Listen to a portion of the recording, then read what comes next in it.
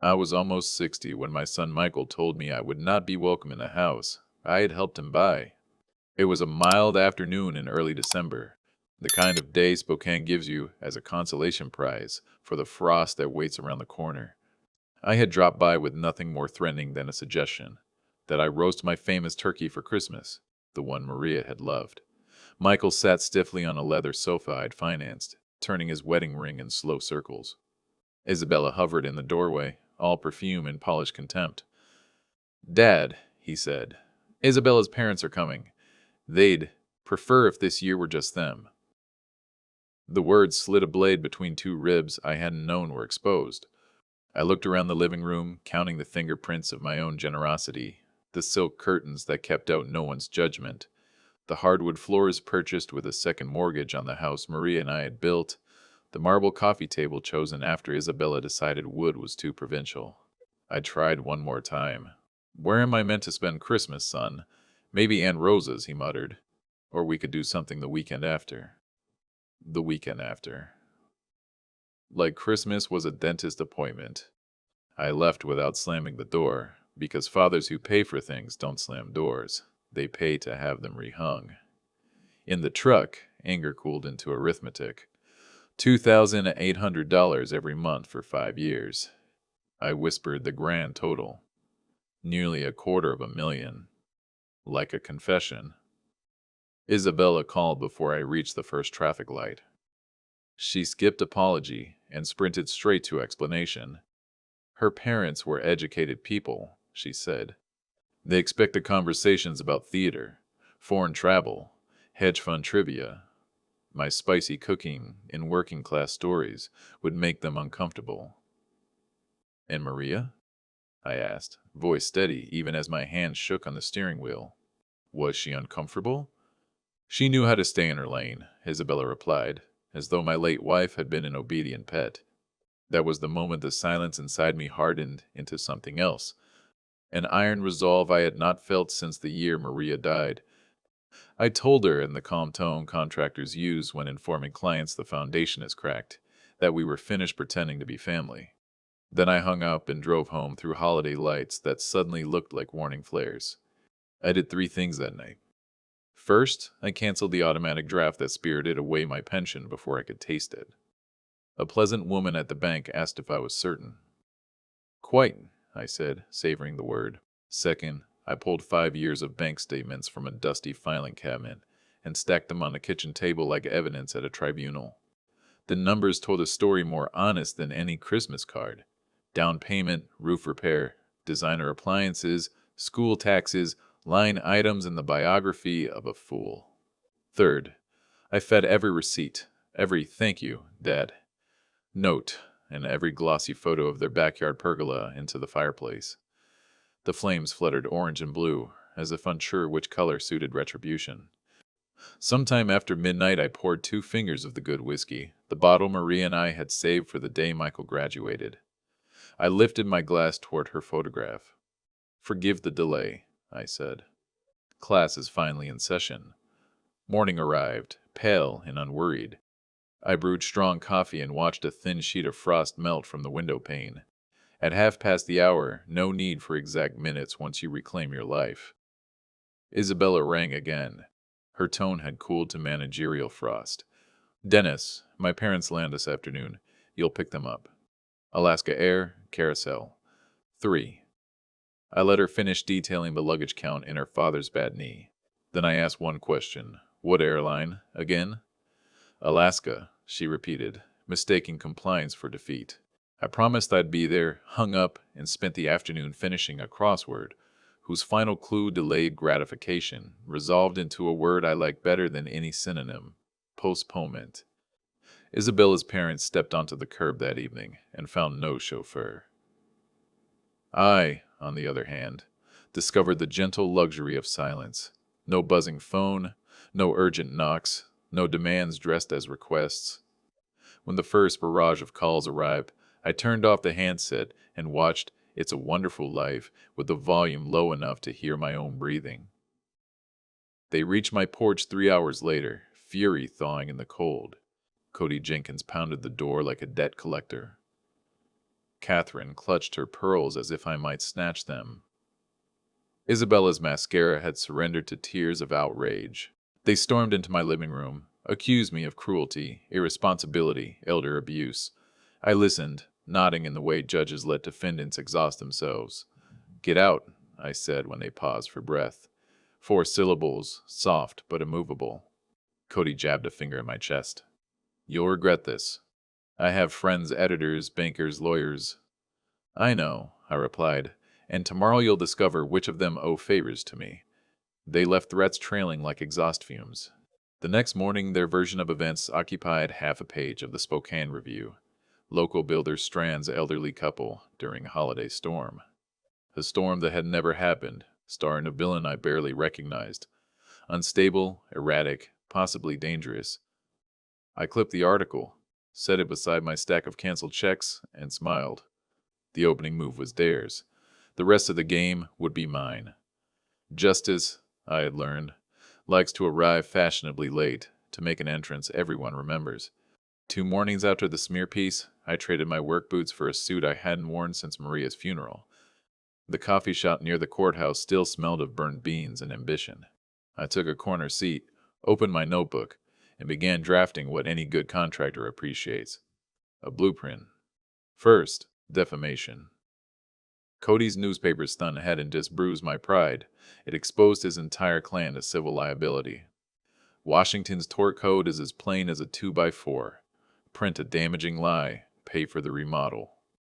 I listed the false statements, attached screenshots of the weather report that showed blue skies, and highlighted the paragraph describing my history of erratic behavior. A history he'd invented like one of Isabella's dinner party anecdotes. Second, unjust enrichment. For 5 years, the Jenkins-Flores household had lived off my accounts like a vine choking a fence. I photocopied every transfer, initialed each page, and added the receipts for granite countertops, crown molding, even the professional mixer that had mixed nothing but air. If they wanted to see a ledger, I would bring them the Book of Revelation. By late afternoon, the stack of evidence sat 4 inches high, square as a cinder block. I walked it across the street to an old friend, Eleanor Kim, attorney at law, the sort who files motions the way lumberjacks swing axes. Eleanor thumbed through the papers, eyebrows climbing. "Defamation plus restitution," she said. "You're aiming high." "I'm done aiming low." She grinned. "Then let's hang them with their own Christmas lights." While Eleanor drafted the demand letter, I set about a quieter task, reputational demolition. Small cities like Spokane run on information the way trucks run on diesel. I spent a long evening scrolling through public tax databases, property deeds, and club rosters. Cody sat on 3 charitable boards. Catherine chaired a scholarship committee. Isabella curated a lifestyle blog boasting sponsors who prized wholesome image. I wrote a polite email to each sponsor. No accusations, just hyperlinks to the newspaper's fabricated storm, and a few of Isabella's choicer remarks about Mexican peasant food.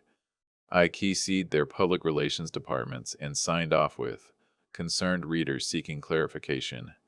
The replies came faster than snowfall. One brand suspended its partnership. Pending review. Another yanked its logo from her blog before dawn. Reputation, like drywall, crumbles with the right pressure points. But the masterstroke required an audience. Isabella's social media announced a lavish Christmas Eve dinner. 12 seats, holiday glamour guaranteed. Perfect. I parked across the street that evening, briefcase riding shotgun. Through bay windows, I saw crystal stemware glinting under chandelier light. My chandelier light. I checked my reflection, steady eyes, silver hair combed back, no anger now, only purpose. The door was, of course, unlocked. I stepped inside as naturally as if I owned the place, because, in a way, the bank and I still did. Conversation hushed, forks hovered. "Good evening," I said, voice carrying just enough. "I won't stay long." Isabella sprang up, cheeks blotched. "Dennis, this is private." "I agree. Your finances should have stayed private too, but someone printed fiction about me. Let's balance the record." I placed the packet beside each plate bank statements, the defamation draft, screenshots of the fraudulent weather report. 12 guests paged through the documents, murmuring like jurors handed surprise evidence. Cody's face purpled. You can't ambush us in our own home. Bank says it's theirs in 6 weeks, I replied. Consider this an early inspection. Laughter, nervous, then genuine, skipped around the table. Guests who had known the Jenkinses only as clubhouse royalty now read captions of their entitlement. I let the silence ripen, then produced one final sheet, Eleanor's letter, demand for retraction and settlement. You have 14 days, I said, sliding it toward Cody. After that, we litigate. Catherine tried indignation. You drag family into court?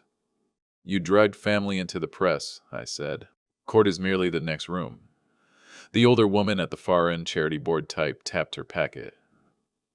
Cody. Catherine. Is any of this false? They couldn't answer without lying again, and everyone in the room now recognized the smell of their lies. Crystal's stemware trembled against linen. I closed my briefcase. Enjoy the meal. It's the last one subsidized by me. Then I turned, left the echoing hush behind, and pulled the door shut with gentle finality. No slam needed. Houses remember who built them. Outside, snow had begun to fall after all. A quiet, earnest snow that didn't need headlines to make its point. I breathed the cold air and felt something loosen in my chest. Justice wasn't a thunderclap. It was this. A slow, inevitable settling, like fresh powder smoothing rutted ground. The next morning my voicemail overflowed, Isabella pleading, Cody blustering, Michael wavering between the two. I saved every message. Evidence ages well when stored correctly. Eleanor called just before noon. They want to talk settlement. Front page apology, plus repayment schedule. Not enough, I said. Pull the trigger. She laughed. Remind me never to owe you money. By twilight, the Spokane Review had posted a digital update, correction and apology to Mr. Dennis Flores. My alleged erratic behavior became long-standing philanthropic support. The imaginary storm was downgraded to clear skies. And the photo they chose?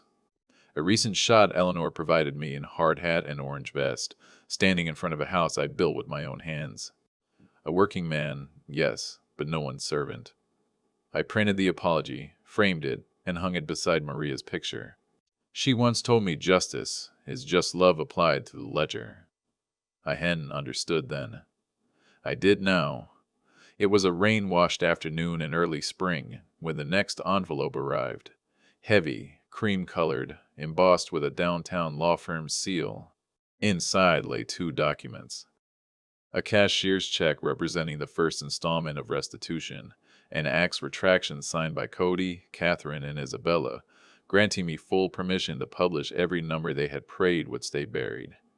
I didn't frame the check. I deposited it and let compound interest do the framing for me.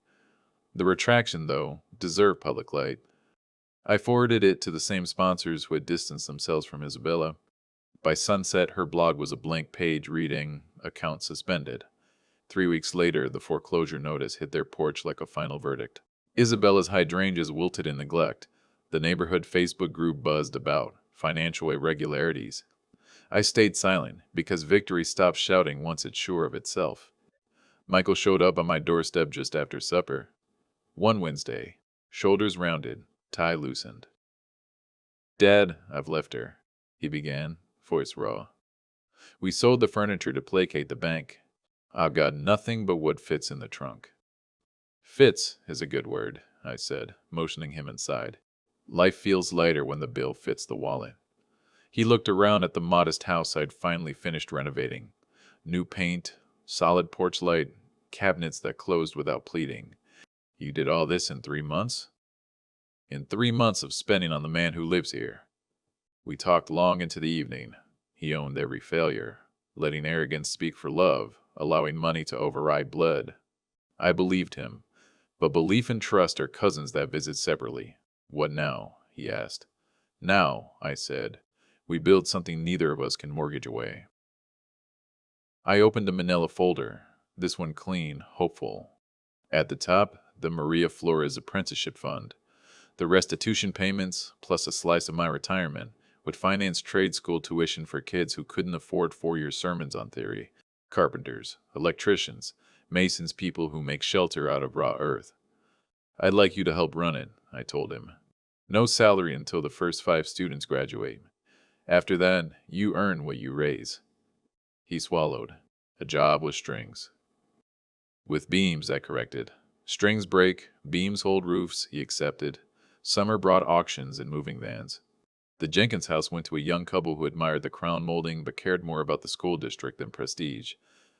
Catherine attempted a charity gala comeback. Sponsors declined. Cody resigned from his remaining board positions for personal reasons. Isabella moved to a rental across the state line and started selling motivational courses about resilience. I wrote her once, resilience begins where entitlement ends. No reply. Eleanor closed the civil suit after the second restitution payment cleared. We celebrated with cheap tacos from a truck that reminded me of Maria's first kitchen. Eleanor raised the soda can. To justice served hot. And folded into tortillas, I added. On an overcast Saturday in July, we held the apprenticeship fund's first orientation. 5 nervous applicants, 3 young men, 2 young women stood beside an empty lot donated by a builder friend. Michael handed out hard hats stamped with the fund's initials, MF. I spoke briefly. Houses, I said, are apologies to the future. We admit weather will come, so we give the future walls, roofs, insulation. Today you start learning to apologize well. They laughed. Not entirely sure why, but the nerves eased. We broke ground with ceremonial shovels. When cameras finished, real shovels replaced them, and sweat baptized intent. During a water break, Michael walked over, mud on his boots. You know, Dad, if Mom were here, she'd insist on feeding everyone. I nodded toward the folding table where Rosa and her kids were unloading trays of tamales, already handled. He smiled then, widely, unguarded, and for the first time since his wedding, I recognized the boy who used to race bicycles down South Hill, believing every scrape could be fixed with a hug and a bandage. Thanks for letting me earn my way back, he said. Don't thank me yet. The concrete truck's late. He laughed, grabbed the clipboard, and started phoning suppliers. Work, it turns out, is an excellent penance. Dusk settled violet across the lot. Forms were staked, rebar tied. Tomorrow's pour arranged. The apprentices left with calloused palms and promises to return before dawn. Michael lingered, studying the outline of a house that was still only steel and optimism. What will it be? He asked. Starter home, I said. 3 bedrooms, modest porch, price an actual teacher can afford. When we flip it, profits cycle back into the fund. He exhaled, as though releasing years. A home built on justice. On forgiveness, I corrected. Justice paid for the lumber. Forgiveness is driving the nails. We locked the tool chest, and I handed him the key. Guard this place like you never guarded anything else. He pocketed it carefully. And in that small motion, man accepting responsibility instead of privilege. I saw the final twist Maria would have loved. The prodigal returning not to claim a feast, but to help cook for strangers.